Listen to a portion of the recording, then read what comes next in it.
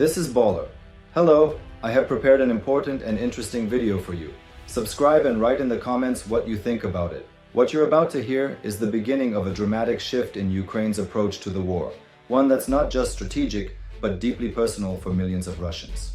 For the first 3 years of Putin's invasion, Ukraine was on the defensive. That was the only choice it had. But in 2025, Ukraine launched a bold new plan, not by targeting civilians directly like Putin does, but by targeting their daily lives. The aim is simple: make the war impossible to ignore. While Russia has killed thousands of Ukrainian civilians with drone and missile strikes, Ukraine is taking a different path. It is hitting military and infrastructure targets in ways that ripple out into everyday Russian life, and the results are undeniable.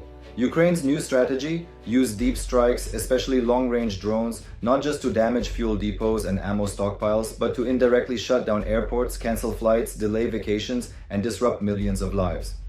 In 2025 alone, Russia has seen more airport closures than in the previous 3 years combined. 604 closures so far, with 455 of them in this year alone. A single 3-day period saw 88 flight diversions, 1,900 delays, and 500 cancellations, affecting nearly 400,000 passengers. People like Vladimir Shevchuk, who saved for a year to take his family to Turkey, ended up sleeping on the airport floor, only to learn their trip had been delayed for a week, with no refunds for hotels or car rentals. This isn't just annoying, it's economically devastating. Airlines have lost hundreds of millions of dollars, and Russian citizens are burning through savings in a collapsing economy, with inflation reaching 9.4% and interest rates sitting at a staggering 18%. Every missed flight is more than a personal loss. It's a political weapon. But Ukraine isn't stopping at drones. In July, a pro-Ukrainian hacking group known as Silent Crow, along with Belarusian allies, struck Russia's flagship airline, Aeroflot. The result? 50 cancelled flights, 10 delayed, and millions more lost. These hacks and strikes don't directly destroy airports, but they hit critical targets near them, forcing shutdowns for safety. It's a brilliant two birds, one stone tactic. Ukraine damages Russia's war machine and inflicts economic pain on the home front. The deeper issue? Russia is too big to defend. With 2.7 million square miles to protect and a limited supply of air defense systems, Putin can't cover it all. And as Ukraine ramps up production of 30,000 long-range drones in 2025, that pain will only multiply. One drone Ukraine built can fly up to 1,864 miles, far enough to strike deep inside Russia. And thanks to new deals with the UK, even more advanced drones are coming. Meanwhile, Ukraine's deep strikes have already cost Russia $10 billion in just 5 months. They've destroyed fuel depots, torched ammunition stockpiles, and crippled Russia's energy sector, $714 million in damage by early 2025 alone.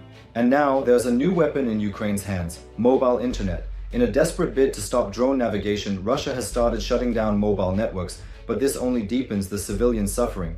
With most Russians relying on mobile phones for internet access, these blackouts make life even harder. Every closed airport, every cancelled flight, every lost mobile signal, it all adds up to a strategy of maximum pressure. Ukraine isn't just targeting Russian soldiers, it's targeting Putin's support system, his people's wallets, patience, and trust. This strategy might not lead to mass rebellion, even Zelensky knows that, but he's betting on something else: that the economic pressure will be too much. That Putin's grip on power will weaken not because Russians rise up, but because the cost of this war becomes unsustainable.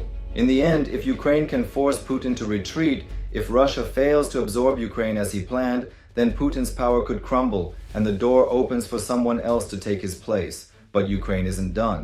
It just tore into Russia's vital oil arteries in its latest offensive. Want to know how? Watch our next video and don't forget to subscribe to the Military Show for more analysis of Ukraine's powerful countermeasures against Russian aggression.